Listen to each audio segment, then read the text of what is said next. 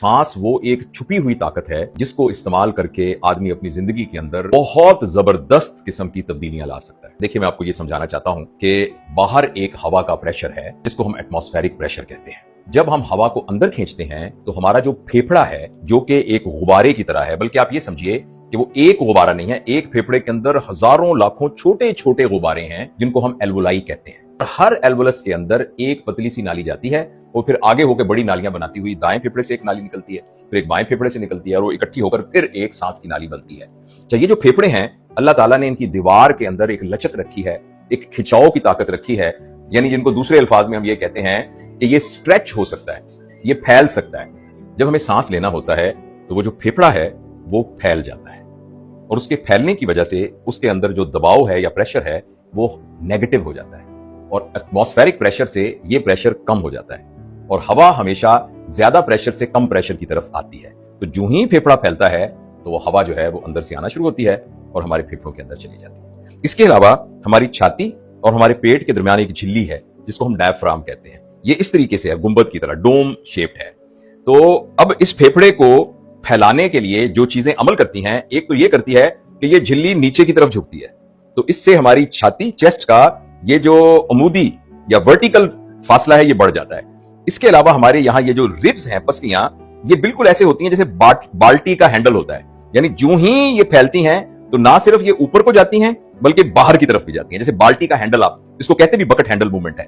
तो इस तरीके से ये पसलियां ऐसे बाहर को निकलती हैं, ये डायफ्राम जो है ये नीचे को जाती है और ऊपर से हमारी ये हंसली की हड्डी जिसको क्लेविकल कहते हैं, इसको हमारे ये जो मसल्स हैं ऊपर वाले फेस के, ये इसको ऊपर लिफ्ट करते हैं। तो इस तरीके से जब इसका वॉल्यूम बढ़ जाता है तो वो लोग जिन्होंने फिजिक्स पढ़ी है, जो प्रेशर है वो वॉल्यूम से जो है वो होता है, यानी इनवर्सली प्रोपोर्शनल होता है, यानी एक चीज बढ़ती है तो दूसरी कम होती है। तो जो ही हमारी छाती का वॉल्यूम बढ़ जाता है तो प्रेशर कम हो जाता है और जो ही प्रेशर कम होता है तो हमारे नाक से, और अगर मुंह खुला हो तो मुंह से हवा अंदर आनी शुरू हो जाती है।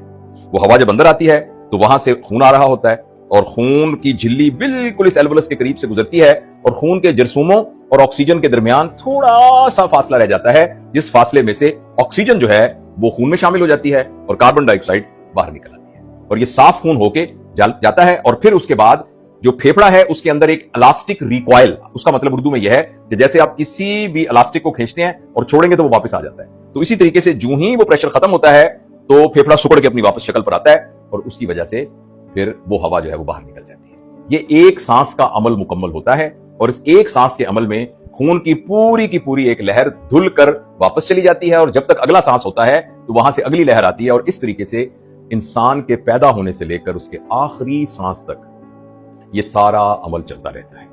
अच्छा, अब मैं जिस बात की तरफ आपकी तवज्जो दिलाना चाहता हूं, जो कि हमारे टाइटल में था कि आप सांस के बारे में जानिए और अपनी जिंदगी तब्दील कीजिए। हमारे जिस्म में जिस वक्त हम बिल्कुल पुरसुकून होते हैं, खुश होते हैं, इत्मीनान की हालत में होते हैं, तो हमारे जिस्म के अंदर एक सिस्टम, नर्वस सिस्टम, वो काम कर रहा होता है जिसको हम कहते हैं पैरासिम्पैथेटिक सिस्टम। और उसके जो केमिकल पैदा हो रहे होते हैं वो केमिकल होते हैं जिनको हम कहते हैं एसिटाइलकोलिन, उसको हम और उसके जिमनी नतीजे के तौर पर पैदा होते हैं डोपामीन और उसके नतीजे में सेरोटोनिन और इस तरह के मुख्तलिफ केमिकल पैदा होते हैं जो पूरे जिस्म को खुश कर देते हैं। इत्मीनान की कैफियत होती है, एक मजे की कैफियत होती है और एक सुकून की कैफियत होती है। और एक दूसरा सिस्टम एक्ट करता है जिसको हम कहते हैं सिंपैथेटिक सिस्टम। यह सिस्टम उस वक्त होता है जब हमें भागना हो या डरना हो या खौफजदा होना हो या हमें लड़ाई करनी हो, जब हम झगड़े की कैफियत में होते हैं, जब हम लड़ने की कैफियत में होते हैं, तो ये जो सिस्टम है इसको सिंपैथेटिक सिस्टम कहते हैं। और इसके नतीजे में जो केमिकल पैदा होते हैं वो होते हैं एड्रीनलिन, नॉर एड्रीनलिन और कॉर्टिकोस्टेरॉइड्स। अच्छा, अब मजेदार बात यह है कि ये जो ऑटोनॉमिक नर्वस सिस्टम है ये हमारे इख्तियार में नहीं है, इसको ऑटोनॉमस कहते हैं। ये सोमैटिक नर्वस सिस्टम नहीं है, ये कंट्रोल में नहीं होता, ये खुद ब खुद अंदर के अपने हीमोस्टेटिक मैकेनिज्म की वजह से, अंदर के कंट्रोल की वजह से कंट्रोल होता है। लेकिन इंसान के पास सांस के जरिए से एक ऐसी ताकत है कि अगर इंसान अपने सांस को कंट्रोल करना आ जाए तो जब सांस तेज तेज चलता है, जब दिल तेज तेज धड़कता है और सांस बहुत हल्का, उथला और शैलो होता है तो सिंपैथेटिक सिस्टम स्टिमुलेट हो जाता है। और जब सांस गहरा होता है, आहिस्ता होता है, दिल की धड़कन कम होती है तो हमारा पैरासिम्पैथेटिक सिस्टम होता है, वो कंट्रोल हो जाता है, यानी वो जो हमें सुकून देता है। लिहाजा हर वो शख्स जिसका सांस तेज तेज चलता है, जो एक झगड़े की कैफियत में होता है, जो लड़ाई की कैफियत में होता है, जो परेशानी की कैफियत में होता है, जो खौफ की कैफियत में होता है, तो उसका दिल भी तेज तेज चलता है, तो उसका सांस भी तेज तेज चलता है। और वो जो तेज सांस होता है वो शैलो होता है, फेफड़ा पूरी तरह हवा से नहीं भरता। और सिर्फ इस सांस की वजह से, और ये एक बहुत बड़ा फैक्टर है जिसकी वजह से सिंपैथेटिक सिस्टम जो है वो स्टिमुलेट हो जाता है। और ये सिंपैथेटिक सिस्टम हमारी बॉडी के सारे निजाम को ग्रोथ से ज्यादा डिस्ट्रक्शन वाले निजाम की तरफ ले जाता है। और अगर कोई शख्स ये सीख ले कि सांस को गहरा लेना है और सांस पूरा फेफड़ा भरकर लेना है और आहिस्ता आहिस्ता लेना है, तो सिर्फ ये अमल जो है ये पैरासिम्पैथेटिक सिस्टम को स्टिमुलेट कर देता है और पूरी की पूरी बॉडी काम हो जाती है। तो ये देखिए, ये कितनी जबरदस्त चाबी है हमारे हाथ में। और मैं अब इस वीडियो के आखिरी हिस्से में आपको कुछ टेक्निक्स बताऊंगा कि किस तरीके से हम शऊरी तौर पर अपने सांस को गहरा और स्लो कर सकते हैं, जिसकी वजह से हम पूरे जिस्म के अंदर स्ट्रेस को, परेशानी को, झगड़े को, खौफ को दूर कर सकते हैं।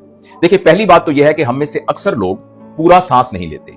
जब वो सांस लेते हैं तो ऐसे फेफड़े वाला सांस लेते हैं, वो जो डायाफ्राम है उसको कभी इस्तेमाल ही नहीं करते। लिहाजा ये प्रैक्टिस करने की जरूरत है कि एक हाथ अपना चेस्ट पे रखिए, एक हाथ अपने पेट पे रखिए और इस तरह सांस लें कि पहले आपका पेट बाहर आए। देखें, अब वो सांस जो पेट के जरिए होना था वो मैंने ले लिया, उसके बाद आपकी चेस्ट ऊपर आए। ये देखें, पहले मेरा पेट ऊपर गया, फिर मेरी चेस्ट, और ऐसा करने से पूरा का पूरा फेफड़ा खुल गया। देखें,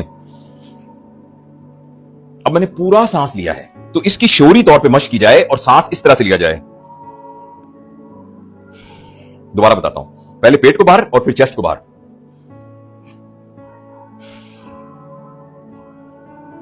मैं आपको ये सजेस्ट करूंगा कि सुबह और शाम आप शऊरी तौर पर प्रैक्टिस करें कि इस तरह से गहरे गहरे सांस लें। जब आप इस तरह से 10 मरतबा गहरे सांस लेंगे, एकदम आप अपनी बॉडी में एक सुकून महसूस करेंगे और आहिस्ता आहिस्ता प्रैक्टिस करने के बाद आपको ये प्रैक्टिस आ जाएगी। अच्छा, इसका एक और बहुत आसान तरीका भी है, वो ये है कि आप 4 सेकंड में हवा को अंदर लेकर जाएं।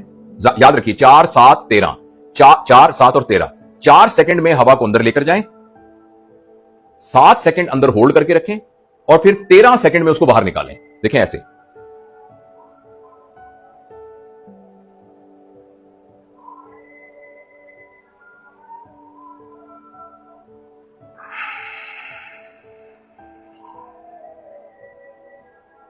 यह अमल सांस को गहरा करेगा और स्लो करेगा, और इसके साथ क्या होगा कि आपका पैरासिम्पैथेटिक सिस्टम स्टिमुलेट हो जाएगा। सवाए सांस के चाबी को इस्तेमाल किए, सवाए इसके हम पैरासिम्पैथेटिक और सिंपैथेटिक सिस्टम को कंट्रोल ही नहीं कर सकते। वो खुद ब खुद होता है, मगर सांस एक ऐसी चाबी है कि जिसके जरिए से हम अपने सिंपैथेटिक सिस्टम की एक्टिविटी को पैरासिम्पैथेटिक एक्टिविटी से कन्वर्ट कर सकते हैं।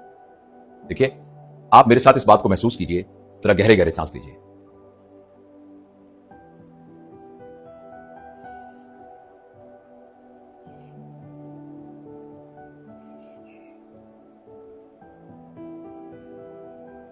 मैंने भी सिर्फ 3 गहरे सांस लिए हैं, लेकिन आप इमेजिन करें कि अगर हम मुकम्मल ये गहरे सांस लेंगे तो हमारा फेफड़ा पूरी तरह फैलेगा, पैरासिम्पैथेटिक सिस्टम स्टिमुलेट होगा, खून ऑक्सीजन से भरा हुआ होगा और दिमाग को ऑक्सीजन बहुत ज्यादा मिकदार में पहुंचेगी। और जो हमारे दिमाग के ऊपर फॉग चढ़ी हुई है, जैसे गुस्से की हालत में, स्ट्रेस की हालत में, परेशानी की हालत में, उस वक्त दिमाग एकदम यानी डी फॉग हो जाएगा, एकदम उसका धुंधलापना जो है वो खत्म हो जाएगा, उस पर से धुंध छट जाएगी और वो सही मानों में सोचने लग जाएगा। तो ये है सांस की ताकत। मैं आखिर में आपको सिर्फ यही रिक्वेस्ट करूंगा कि दिन के वक्त जब आप सो के उठते हैं उस वक्त, और जब आप रात को सोने लगते हैं, तो थोड़ी देर के लिए याद करके माइंडफुल ब्रीदिंग करें। यानी इस तरह से ब्रीदिंग करें जैसे मैंने आपको बताया कि आप तवज्जो से सिर्फ ब्रीदिंग ही कर रहे हैं, यानी बैठ के सिर्फ सांस ले रहे हैं और उसके ऊपर फोकस कर रहे हैं। और दिन के बाकी हिस्सों में जब भी कभी आपको स्ट्रेस हो, जब भी आपको परेशानी हो, जब भी आपको टेंशन हो, तो आप इसी तरीके से गहरे सांस लें और आप महसूस करेंगे कि आपकी जिस्मानी सेहत भी बहुत बेहतर हो जाएगी और सबसे बढ़कर आपकी ज़हनी और जज्बाती सेहत तो बहुत बेहतर हो जाएगी। बहुत बहुत शुक्रिया। अगर आपको ये बात अच्छी लगी तो इनको और दोस्तों को भी फैलाइए। बहुत सारे दोस्त हमारे देखते हैं मगर उन्हें चैनल जो है सब्सक्राइब नहीं किया होता, तो आप सब्सक्राइब भी करें, बेल के बटन पर भी लिखें ताकि इस तरह की वीडियोस आप तक पहुंचती जाएं। मैं बहुत ही शुक्रिया अदा करता हूं और मैं ये समझता हूं कि रिस्क सिर्फ वही नहीं होता जो पैसे की शक्ल में हो या खाने की शक्ल में हो।